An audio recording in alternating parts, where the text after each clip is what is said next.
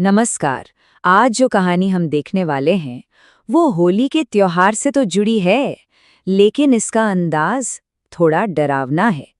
ये कहानी है रतनपुर गांव की, जहां होली की एक रात कुछ दोस्तों को एक ऐसी सीख मिली जिससे वो शायद ही कभी भूल पाए होंगे। तो कहानी की शुरुआत होती है रतनपुर गांव से। गांव में होली की तैयारियां ना जोर शोर से चल रही थीं, पर इस बार का त्योहार हमेशा जैसा नहीं होने वाला था। कुछ कुछ तो बहुत अजीब होने वाला था, जो इस पूरे जश्न के माहौल को हमेशा के लिए बदल देने वाला था। तो रतनपुर में होली का माहौल कैसा होता था? अरे हर साल बहुत ही धूमधाम से मनती थी। सोचिए, चारों तरफ रंग ही रंग, गुलाल उड़ रहा है, लोगों के हंसने की आवाजें गूंज रही हैं। मतलब एक ऐसा त्योहार था जिसका सबको बेसब्री से इंतजार रहता था। और इसी खुशनुमा माहौल के बीच एंट्री होती है कहानी के 4 किरदारों की: अर्जुन, विवेक, सीमा और राहुल। अब इन दोस्तों ने ना इस बार होली को कुछ अलग ही ढंग से मनाने का सोचा। इनकी प्लानिंग क्या थी? लोगों को डराना, जबरदस्ती रंग लगाना और पटाखों से शरारत करना, इसी को वो मजा समझ रहे थे। और बस यहीं से कहानी में एक बहुत बड़ा ट्विस्ट आता है।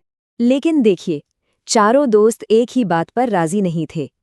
इनमें से जो सीमा थी, उसने अपने दोस्तों को समझाने की बहुत कोशिश की। उसने कहा, अरे ऐसा मत करो, होली खुशियों का त्योहार है, किसी को परेशान करने का नहीं। पर उसकी आवाज बाकी तीनों के शोर में कहीं दब के रह गई। अच्छा, अब कहानी पहुंचती है होलिका दहन की रात पर। होलिका की आग की लपटें ना आसमान को छू रही थीं, और तभी कुछ बहुत अजीब हुआ। हवा अचानक बहुत तेज हो गई और उन लपटों के ठीक बीचों बीच उन्हें एक परछाई दिखी। ऐसा लगा जैसे जैसे कोई उन्हें घूर रहा हो। हालांकि उन्होंने इसे अपना वहम समझकर टाल दिया, पर यह असल में एक आने वाली अनहोनी का इशारा था। अगले दिन, जैसा कि उन्होंने प्लान किया था, तीनों दोस्तों ने त्योहार की जो असल भावना होती है उसका मजाक उड़ाया। उन्होंने एक बुजुर्ग आदमी पर जबरदस्ती रंग डाल दिया। वो मना करते रहे, पर ये नहीं माने। और तो और, फिर एक लड़की पर पानी से भरा गुब्बारा फेंका, जिससे वो बेचारी गिर पड़ी। ये हरकतें, ये सिर्फ शरारत नहीं थी, ये त्योहार का अपमान था। अब जैसे जैसे शाम ढलने लगी और अंधेरा गहराने लगा, उनके दिलों में एक अजीब सा, अनजाना सा डर घर करने लगा।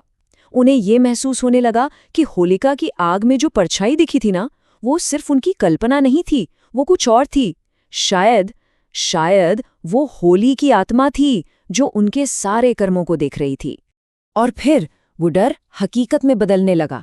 सबसे पहले अर्जुन के साथ एक बहुत ही अजीब घटना हुई।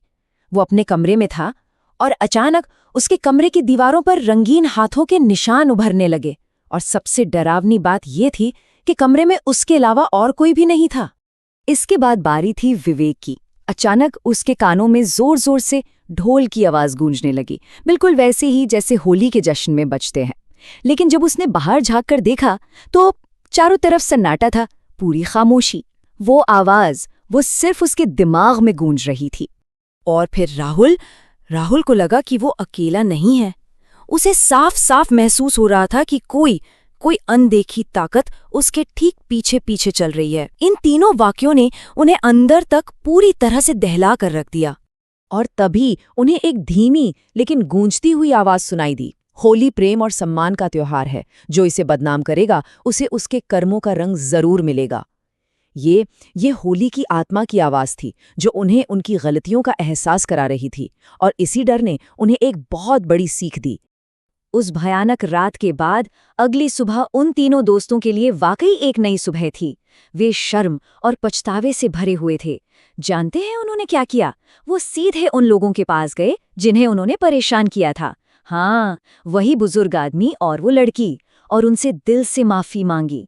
और बात सिर्फ माफी मांगने पर खत्म नहीं हुई। उन्होंने होली का सम्मान करने का एक वादा भी किया। उन्होंने कसम खाई कि अब से वे त्योहार को उसकी असली भावना के साथ मनाएंगे। मतलब किसी से कोई जबरदस्ती नहीं, किसी को चोट नहीं पहुंचाएंगे और पानी या रंगों की बर्बादी भी नहीं करेंगे। और सच कहूं तो यही इस कहानी का सबसे बड़ा सबक है। और सबसे दिलचस्प बात क्या थी जानते हैं?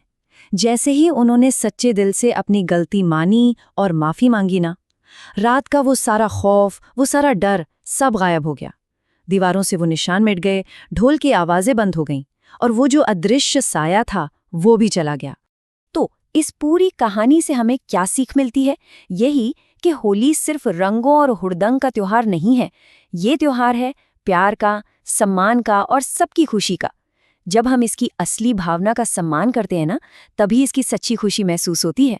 उस साल के बाद रतनपुर में होली और भी ज्यादा खुशी और सम्मान के साथ मनाई जाने लगी।